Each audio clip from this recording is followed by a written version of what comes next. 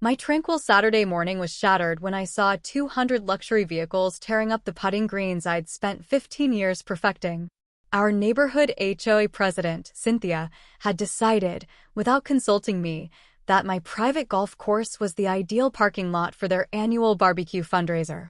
She didn't anticipate how I'd react, armed with my trusty titanium driver. Would you have the guts to stand up for what's yours like I did? This golf course isn't just land to me, it's my father's legacy.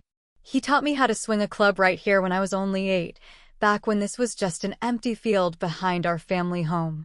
After he passed away 7 years ago, his dying wish was for me to transform this space into the golf course we'd always envisioned. I poured every spare dollar and weekend into crafting each green, even taking night classes in landscape architecture to ensure every slope and bunker was flawless. This is where I taught my own kids to play, watching them grow from barely gripping a club to outdriving me. People don't realize what it takes to maintain a place like this. I imported premium bentgrass varieties that cost 4 times more than regular sod. The irrigation system, designed by 3 engineers, uses sensors to monitor soil moisture down to the ounce, each sprinkler head worth more than a decent used car. After 25 years as a marketing executive, the stress nearly ended me with a heart attack at 40. The doctor said I needed peace, and this course became my sanctuary, my therapy, my retirement dream, and my legacy all in one. Every morning, I walk these greens at sunrise, inspecting each blade like it's my own child. I've always been generous with my neighbors too, hosting charity tournaments, offering free lessons to local kids, even letting the high school golf team practice here when their course flooded last spring. That's why Cynthia's actions that Saturday hurt so deeply. It wasn't just an invasion of my land, it was a betrayal of the trust I'd built with this community. The trouble with Cynthia started long before that day. When she became HOA president 3 years ago, her first move was to push for acquiring parts of nearby properties, including mine, to expand community spaces. I declined politely, and that's when the harassment began. First, she sent letters complaining about the height of my ornamental grasses. Then came citations about delivery trucks disrupting the neighborhood aesthetic.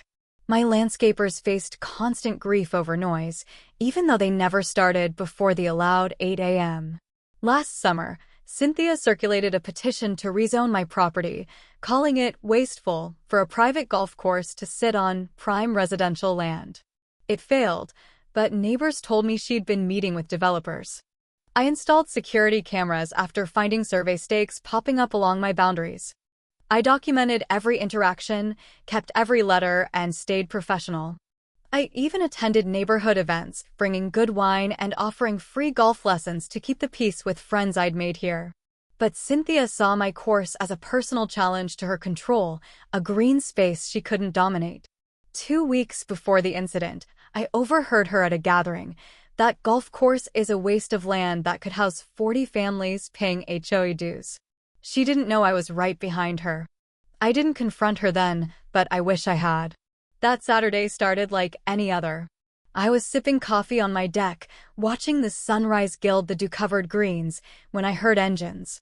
At first, I thought it was my grounds crew arriving early. Then came honking, laughter, and slamming doors, too many for my small team.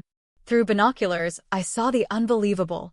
3 volunteers in orange vests directing luxury SUVs, sports cars, and sedans onto my pristine fairways and greens. Tire tracks sank into my soft turf as I rushed down in my bathrobe. I intercepted a young man waving in a Mercedes. "What the hell is going on?" I demanded. "Annual community barbecue, sir," he said, handing me a flyer I'd never received. "Park anywhere in the designated areas." The flyer read, "Convenient parking at the neighboring golf course, $10 per vehicle, proceeds benefit community improvements." "This is private property. You can't just talk to Cynthia, sir," he interrupted. "She arranged it all." I tried calling Cynthia. No answer. 3 urgent voicemails and texts later, still nothing. Cars kept pouring in. I walked the property line, documenting the damage. Tire ruts gouged my greens. A crushed irrigation head spewed water, turning one area to mud. The custom sand in a bunker was compacted by a stuck Range Rover, its owner revving the engine and spraying sand everywhere. By 9 a.m., nearly 100 vehicles had parked across my course. Drivers weren't even careful. Sharp turns left divots, odd angles damaged more turf, and some used my sand traps as drink coolers. I pleaded with several. Most apologized but pointed to the signs and volunteers. The HOA said it was arranged, one woman said. We paid for parking, are you saying it's a scam? Then I saw a sprinkler gushing near the fifth green. Hours of that would cost thousands in water bills and repairs. This wasn't just inconvenient, it was destroying years of work. I changed and headed to the clubhouse, where a crowd was gathering, music playing, grills firing up. There, in a crisp white shirt, directing operations like a general, was Cynthia. She stood on my prize green, the one I'd perfected over 3 years, surrounded by luxury cars. Our eyes met as I approached. A flicker of triumph crossed her face before she feigned surprise. Robert, she said, smiling, I was just about to call you.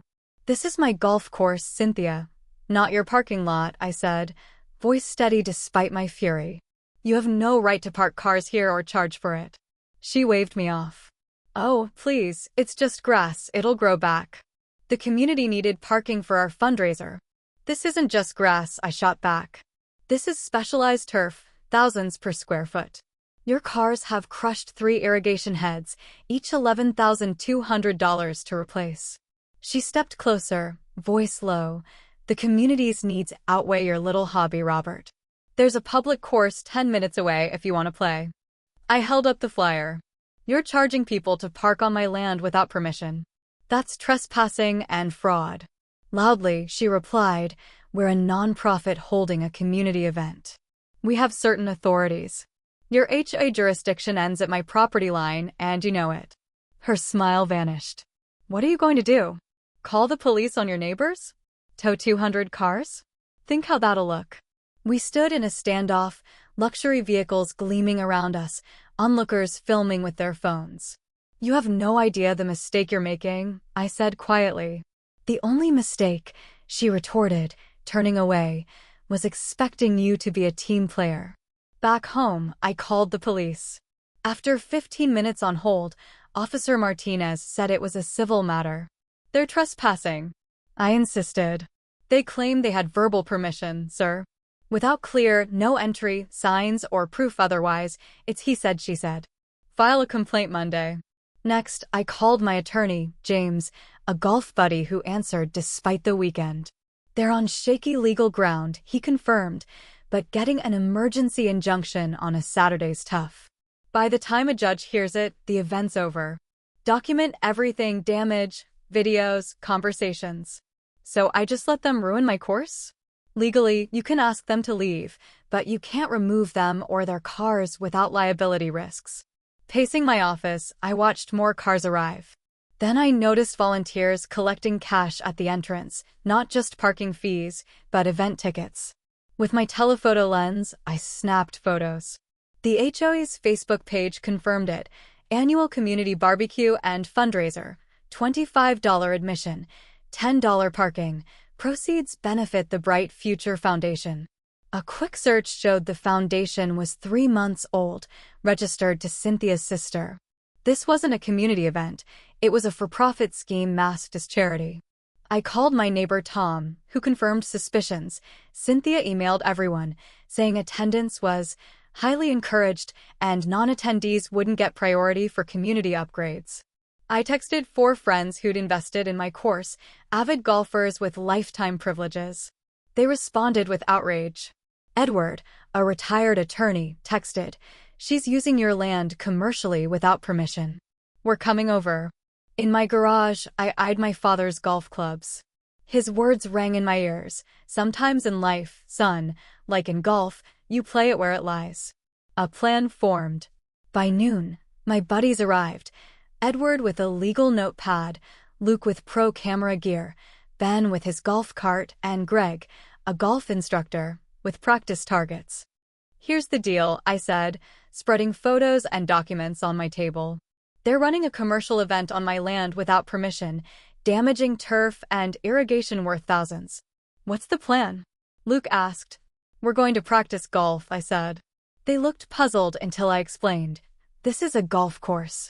We'll set up a legit practice area and use it as intended. Greg grinned. They can't complain about golf on a golf course.